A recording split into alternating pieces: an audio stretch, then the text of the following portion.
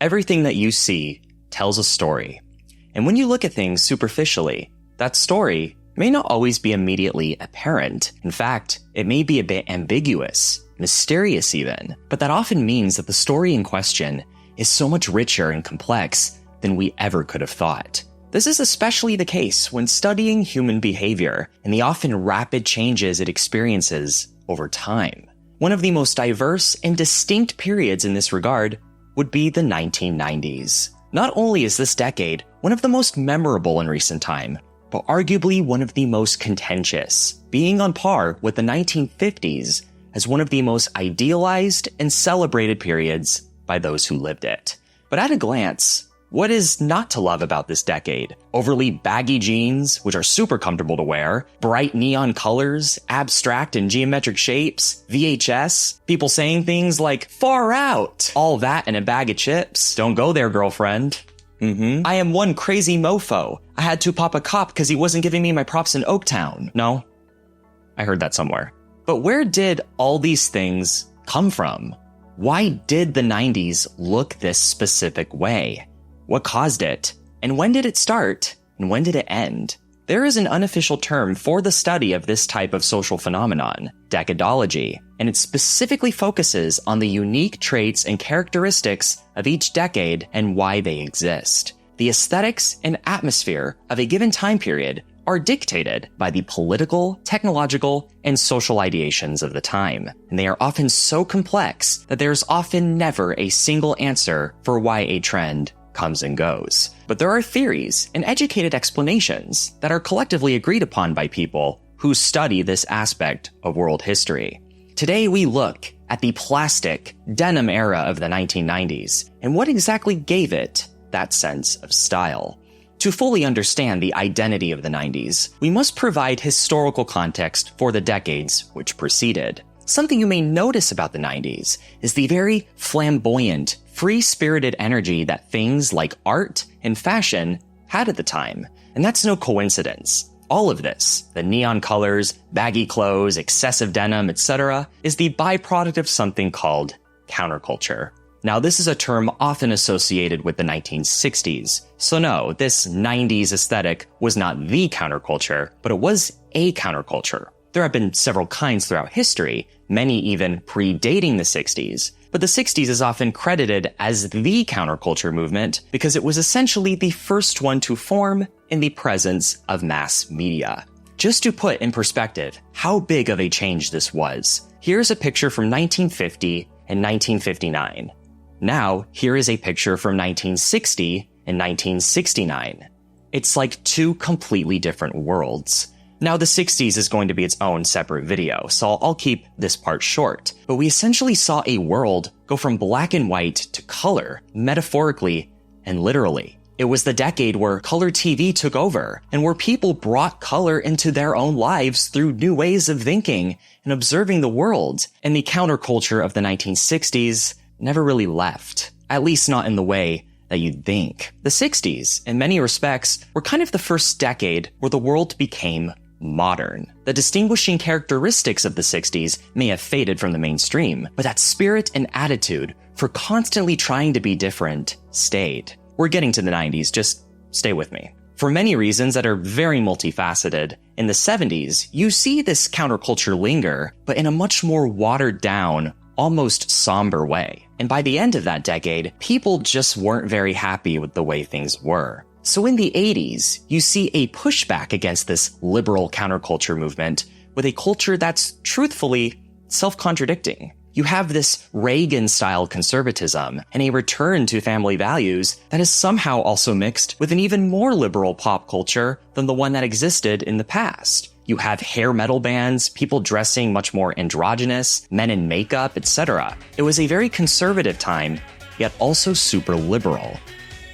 It was basically experiencing a second sexual revolution. Then in the 90s, you see this pushback occur even further. mainstream pop culture is now diverting from this Reagan conservatism while still maintaining that free-spirit attitude the 80s had. You especially see this in the early 90s. The bright neon colors that are often associated with the 90s are really just leftover elements of the 80s. This also applies to all the crazy outward hairstyles that continued existing in this period too. Though these neon colors continued to stay around thanks to the advent of computer graphics. Much like with color TV in the 60s, CGI in the 90s allowed for people to make the most out of these aesthetics as well. So as a result, you get a lot of geometric patterns that are very colorful. CGI isn't good enough yet to create things that are photorealistic, but is good enough to create more abstract compositions. But you know what else was big in the early 90s? The thing which specifically made it differ from the 80s?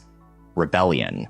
Now wait a minute, obviously every generation, heck, every decade, is influenced by some kind of rebellion. In fact, that's why each decade looks different in the first place. It's to push back against the current norms. But the 90s form of rebellion was much more cynical, anti-establishment, and it came in the form of something called grunge. Grunge was different from previous rebellious cultures. The hippies of the 60s were also anti-establishment and consumerism, but had an inherent positive message of spreading love and peace. Grunge was much more nihilistic, depressing, and even violent and retaliatory. And what's the opposite of the preppy, yuppie look of the 1980s? Overly baggy clothes. Grunge very much embraced a don't care attitude of dressing how you please. People who don't care don't tailor their clothes, hence the bagginess. Flannel wasn't exactly associated with high-end fashion, and given that grunge originated in Seattle, a relatively colder area, it made sense why a winter-related shirt would be a big part of this subculture.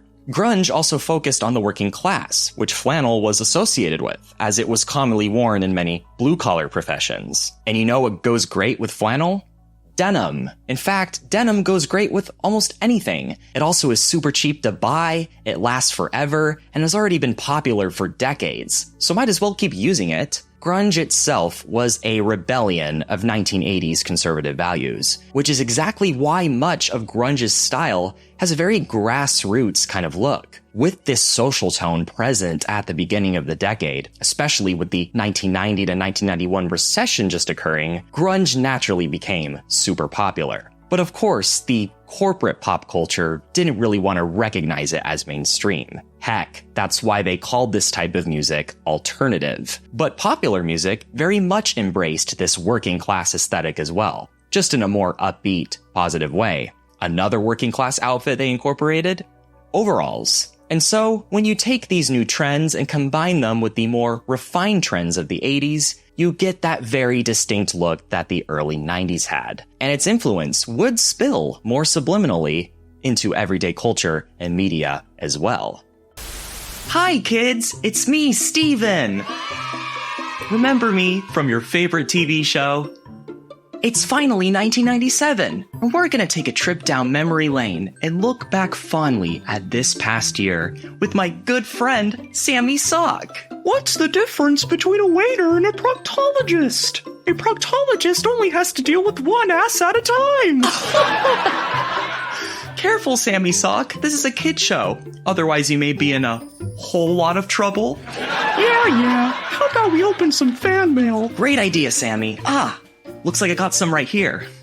Sammy, don't you think you should come over here and give me a hand? No need to, Steven. I already know what's in that envelope. That's your equitable distribution court notice. That doesn't sound like fan mail. Remember, kids, if your man says that they're going to pay the gas bill, they might just go off and buy Goo Goo Doll tickets instead with their yoga instructor, Tammy. Who is Tammy, Steven? Can you... You know what? I can find better socks. Look at that. It's Bombas, today's sponsor. It's still the cozy season, and Bombas is here to warm you up with the comfiest socks in the history of feet. They also provide slippers, undergarments, t-shirts, and more. Ooh, it's cold. Just like Jennifer's heart. So I treated myself to some vintage striped calf socks and men's gripper slippers. And let me tell you, when I have these on, I am just the Casanova of the crop. Watch out, ladies. If you're interested, I am now single as of Thursday the 12th at 2:03 p.m. Hey now, we'll keep it PG. This is a kid-friendly show.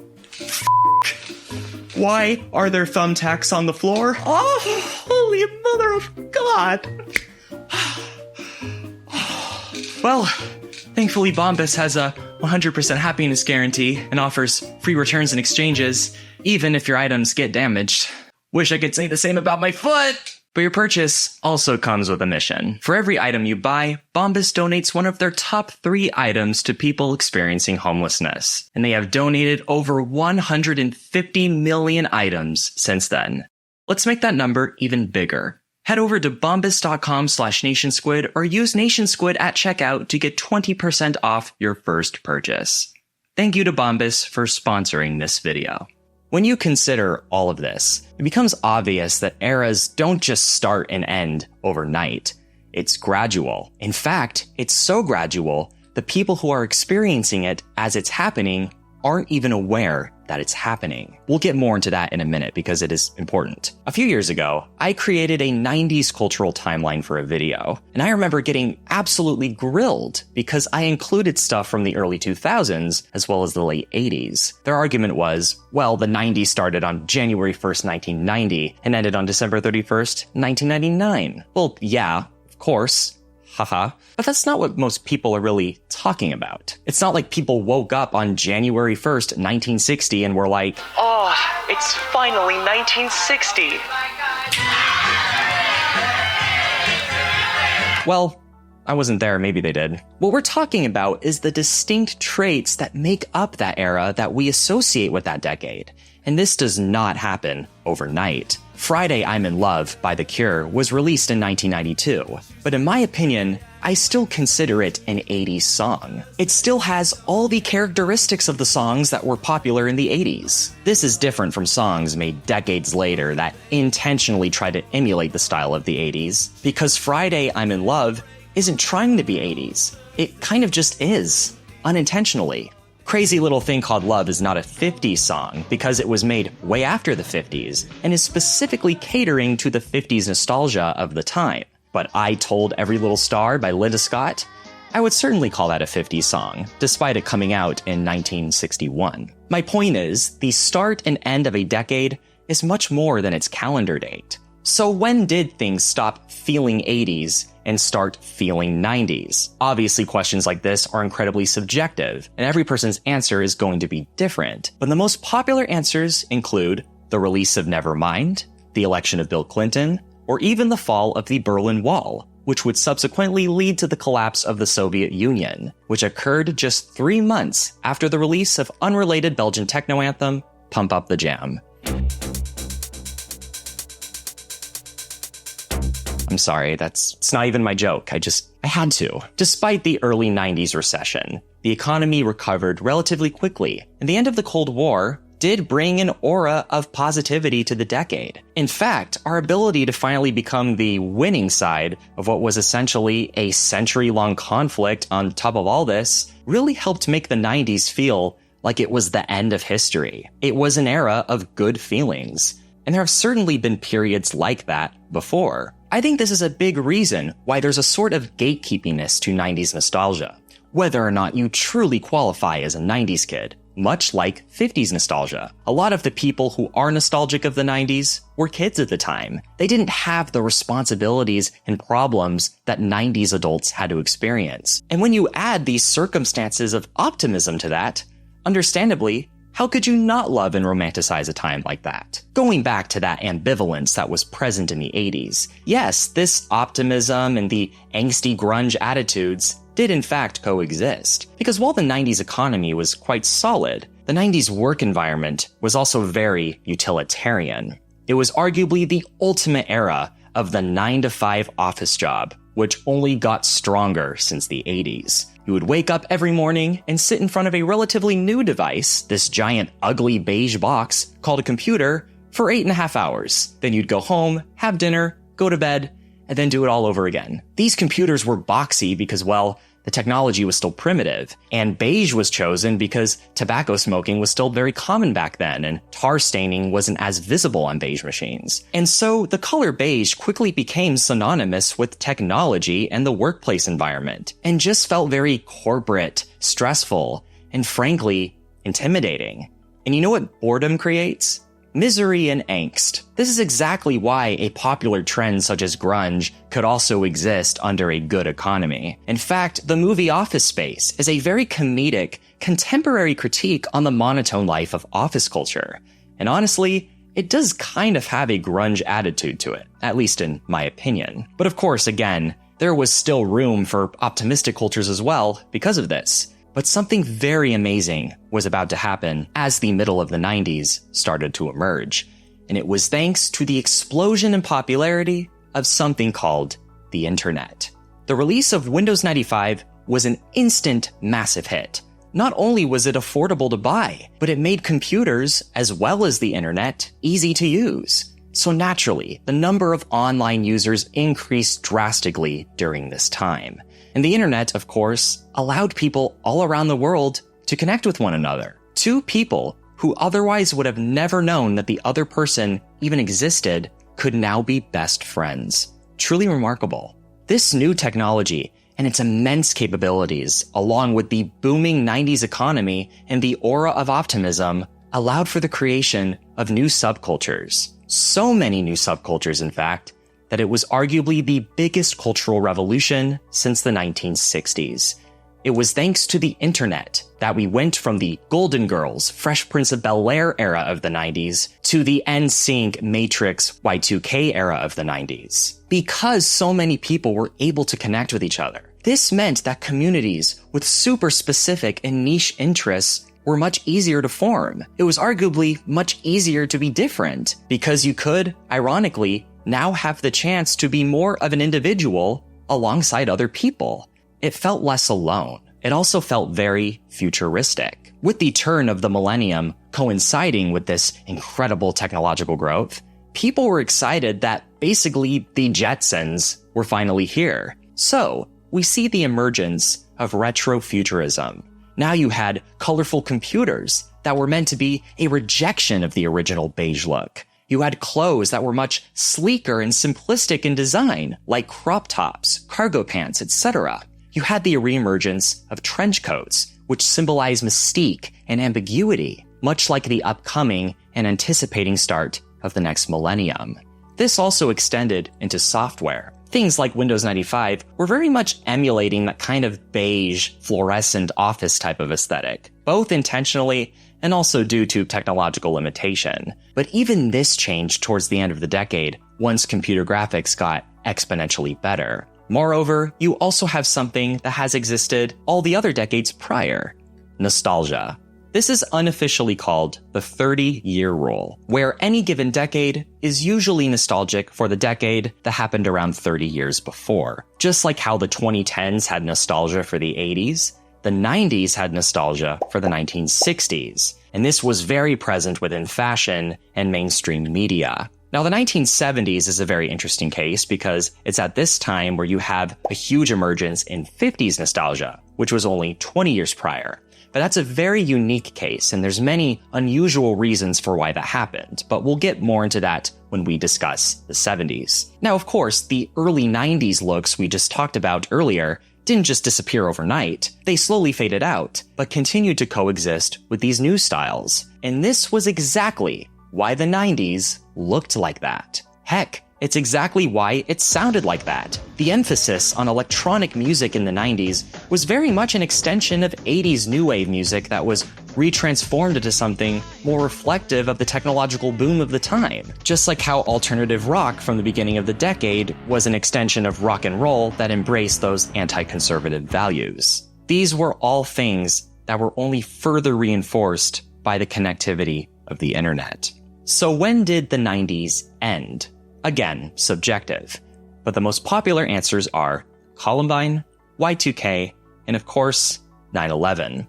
National tragedies such as these changed much of the public eye's perception of alternative culture and therefore created a longing to return to conservative values in the 2000s. But you could also argue that the 90s never ended, just like how the counterculture of the 1960s never ended. The 90s are still here with us. In fact, it's an observation that a lot of people have made.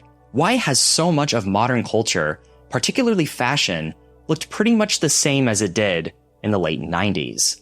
There is a game online where you have to guess the year a certain photo was taken, and as you approach the 1990s, the game gets much harder. Of course, recency bias has much to do with it. The 1990s were much more recent than the 1940s, but there is something else that's going on here. Here is a photo of Davy Jones from 1972.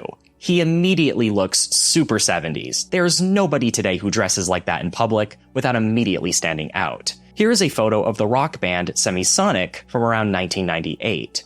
These just look like ordinary people. I'm pretty sure I saw people in these outfits when I went out for coffee today. Yet 1972 was actually closer to 1998 than 1998 is to today. The TV show Better Call Saul takes place in the early 2000s, but if you knew absolutely nothing about the show and watched a random clip of it, you wouldn't spot that right away. With the way people are dressed, it could very easily take place in the modern day. They just don't have to put that much effort into making it look like that time period. It just does. On the other hand, that 70s show, which actually was made in the early 2000s, takes place in a time period that is just as far away from then. Yet it's immediately noticeable.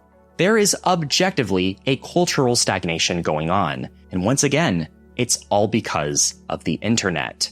When the internet opened the door for so many different communities and subcultures to be created in the 90s, it of course created exceptions that prove the rule. Things got so over-diversified that it ironically went full circle and became homogenized again. The 90s were the last decade where mass media was centralized. It's also important to keep in mind that we also tend to remember the more stereotypical examples of fashion during a decade. You could most certainly find examples of 2010s trends that are distinguishable, and people who dressed like James Dean most certainly existed in the 90s. But a person who dressed like MC Hammer in the 50s? Probably not. Also, like I said earlier, the aesthetic shift to a new decade happens so slowly, most of the time, you don't even notice that it's happening. It's subliminal. I remember in the 2010s thinking, why does everything look the same as it did in the 2000s? Now I can often immediately spot the differences. You just don't notice that stuff until later. So, did culture just stop changing in the 90s? Or is the 90s still too recent for us to immediately notice it? The answer is, it's both. Now, are all the explanations that I gave to you about the 90s the gospel? No, of course not. In fact, the reasons for why decades look the way that they do is often so complicated that there will never be a single answer. But that's because human nature is complicated, and there is so much beauty in that it literally takes on a physical form through pop culture that is often powerful enough to be studied for generations to come. A user on Patreon recently asked me what my thoughts were on the growth of NeoCities, which is an online community that focuses on building static web pages with full customization and creativity privileges, much like how websites were at the start of the internet. I think this is also a great example of how the 90s may seem pretty similar today in a lot of ways, but it was long ago enough to now be a nostalgia novelty for people. And I think there's sometimes a bit of beauty in that kind of ambivalence. If you would like to learn more about the evolution of websites, I did an entire video about that, which you can check out here. If you'd like to see me cover more decades, leave a comment down below. And if you'd like to submit your own question on Patreon and have your name at the bottom, become a patron today. Patreon.com/NationSquid. You can also buy me a coffee. Thank you for watching, everyone.